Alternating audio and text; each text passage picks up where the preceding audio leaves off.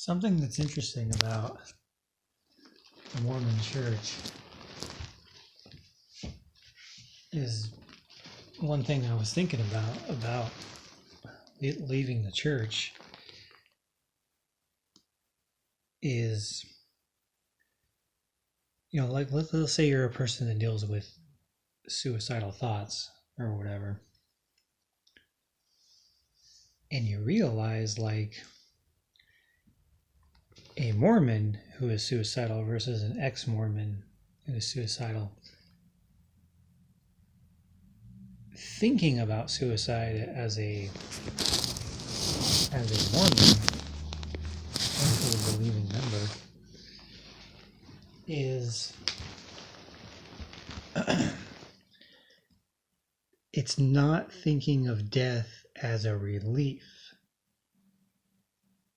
It's like, it's crazy because it's like thinking about it, like as a former member or a former believer, it's like, I've dealt with depression and suicide, or not suicide, suicidal thoughts, but I was like, as an ex-Mormon, it's like, you know what, I can kill myself right now and it's fine. Like as far as like a punishment or going to hell or whatever, it's like I'm not going to go and be punished. But as a Mormon, it's kind of weird because you kind of have to commit suicide, approving of your own damnation, if that makes sense. But as a transitioner now, as a former believer, as a questioning believer, as a doubter, as a questioner, I'm like, okay, well, if there is no God, and if things are really bad and I'm really depressed or I have like chronic health issues or whatever, suicide is a relief. It's a solution, and it's a good solution. And it makes you realize like religion makes suicide out to be a bad thing, but it's not. It's just weird because it's like it's another thing in life that is actually good, but the church teaches you it's bad. So it's like sex is bad, kissing, masturbating, but even suicide, because it's like even selfishness is considered bad in religion, but it's like we need to think about what that means to be selfish. I mean, yeah, if you go hurt somebody, but taking care of yourself and increasing your knowledge and increasing your capacity to help other people and to not be deceived, these things in a Mormon mind can be considered selfish. There are things in a Mormon mind, and I know I've done this, I know there's things in my mind that I have thought that are bad or that are selfish, and they're not.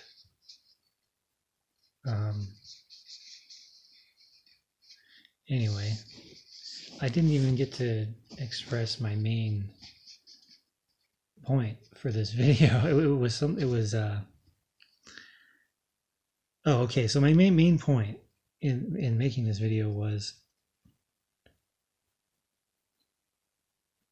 when we think of going into the next life as believers, this is something I was never able to fully understand, was like, God didn't seem to be like me. He seemed to not help in ways that I would help. He seemed not to enjoy things that I would enjoy. But I viewed that as just levels. So he's like up here and I'm down here, and he's just way more fun and intelligent and exciting than me, and a better caretaker. And so I I never felt like I really loved God, but even though my patriarchal blessing said I did, and I kind of felt like a spiritual person, so I kind of believe that sometimes. But other times I'm like, why don't I love God anymore? I felt so bad. I felt so bad for not loving God. And now as an apostate, now as somebody who's questioning and having to slog through this puddle, this swamp of lies versus truth, it's like, wait a minute. I don't like, now here's the phrase I was thinking of, and it sounds arrogant or prideful at first, but think about this. I don't want to be with a God who isn't like me. And I'll explain that. I'll explain that. But think about it. I don't want to be with a God who isn't like me.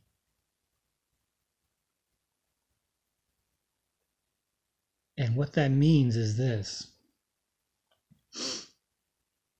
I don't want to try to get to be with somebody if they don't have the same likes I have, if they're not the same type of personality, if they do things that I think are abusive, or if they do things that I think are unnecessary or wouldn't help me in my own life.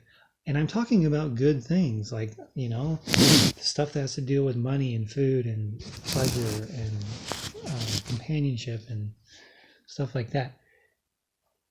And there was always this separation or distance between Heavenly Father and me as far as just personality. So there's like this personality difference going on. And it happens with everybody. And I know everybody in the Mormon church. I could talk to the most TBM person, the most believing person I know, and there would be a gap between those things. So I think what it means is, like, it's kind of like when you're looking for a spouse. When you're looking for a spouse, you're not looking for somebody who's perfect, right? Like, that's not like the only qualification. Like, I need somebody who says the perfect things to me, has a perfect body, perfect health. They need to know everything. It's like, that's not what you're really looking for. You're kind of, when you're looking for a spouse, and this isn't really a good example because people end up divorcing, but when you're looking for a spouse, or you could even say a friend, you're looking for somebody like you. And this might sound kind of dumb or ignorant, but frankly, that's how God should be. God should be like you. I'm not saying he should be on your level, like, as far as, like, ignorant as you or prideful or whatever. But Mormonism always preaches about this personal God. He loves you, your personality, this and that. And it's like, well, wait a minute. Like, in my mind, I wouldn't outlaw coffee. Like, I wouldn't prevent people from going. You see what I'm saying? It's like, I always just thought, well, God just knows better, and God's going to ask us to sacrifice things that we like. I guess, I mean, you could probably even talk about, sex. Like, I wish I could have had sex when I was 18. I guess 17 or 18 was when I first would have liked to have sex, if it would have been okay.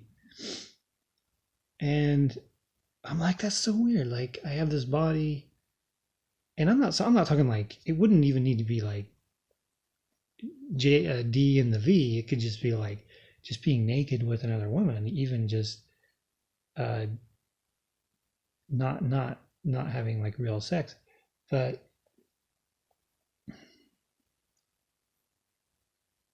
I kind of think God as an idea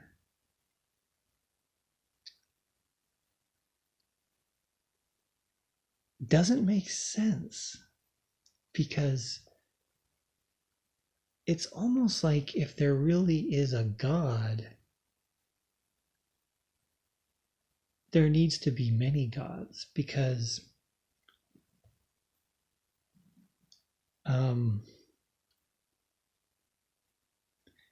he needs to be like you.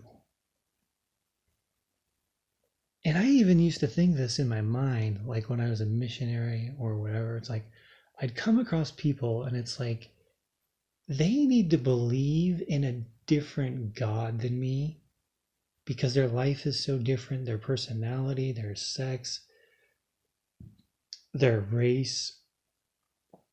Um, I used to kind of think that in my mind. I used to kind of think like different people need a different God. Well, now I realize that maybe God is an invention to keep people from developing into very distinct individuals. Maybe it's kind of like this Matrix thing where it's like you are God. It's so weird, isn't it? It's kind of like, because think about it, like everybody has the opportunity to progress in honesty and knowledge and health. They can learn all the esoteric stuff in life. Everybody can do it that has a brain, a functional, healthy brain, you know? And I'm like, why do you need a God? Having a superpower, trying to rely on a superpower, is actually self-defeating. And, you know, Mr. Atheist could probably talk about this in depth, to where you already have so many powers within you. I mean, anybody who studied health, like I know a lot about health and natural healing and stuff, and you realize how intelligent your body is, your brain and your cells and everything. It's like, dude, you have a trillion intelligent things happening in your body every second. If you need something outside of you that's, you know, I'm not like a friend or a family member. I mean, we have family members, but if you need something else, it's disempowering. In other words, like with health, like with healing, like if you need a God to help you with your physical body, that might detract you from actually going out. That actually might detract you from actually going out and learning real world things for healing. You know, I had to do that. I had to do that for years. I had to learn about healing and supplements, minerals and oils and sunlight and grounding and all these other things. Tons of things that I had to learn that were actually usable for healing. And I would be dead now. So I find that to be very interesting. Prayer never did anything. Asking for help for an unseen, unnatural power.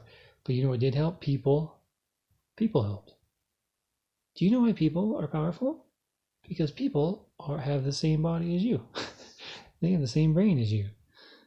And there's some people who have a lot of knowledge. Like there's a lot of knowledge in the world, right? But anyway.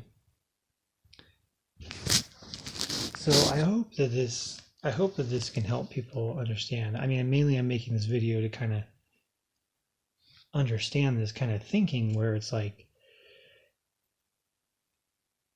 God isn't a person that exists. Like God is the power in the earth. It's the power in your body. It is your mind. That is God. And God is getting more help from other people or tapping into your body's powers.